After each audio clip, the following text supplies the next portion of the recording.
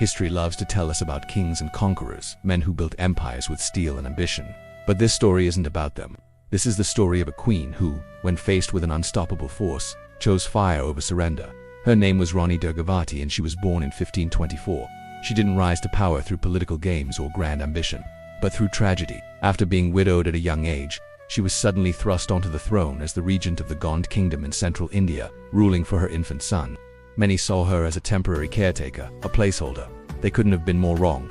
What they saw as fragile became a ruler with an iron will and the heart of a warrior. Rani Durgavati wasn't a queen who simply sat on a throne. She governed with wisdom.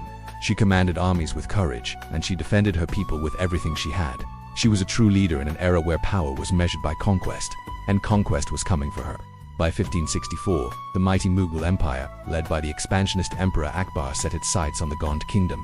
The Mughal forces, under the command of Asaf Khan, were a terrifying sight. They had trained soldiers, overwhelming numbers, and the most modern weapons of war. Standing against this imperial machine was Rani Durgavati, outnumbered, outgunned, and completely underestimated. She knew a straight fight on the open plains would be suicide. So, she chose the battlefield herself. She strategically positioned her army among the hills and rivers of her homeland, using the terrain as her greatest ally. Her soldiers might have lacked the discipline and firepower of the Mughals, but they possessed something far more powerful: the unshakable will to resist.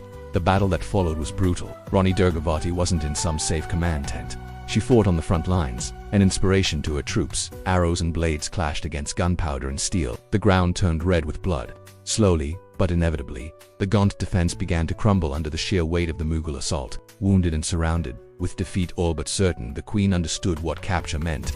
It wasn't just about her own fate, it was about her people's dignity, her son's legacy, and her own honor.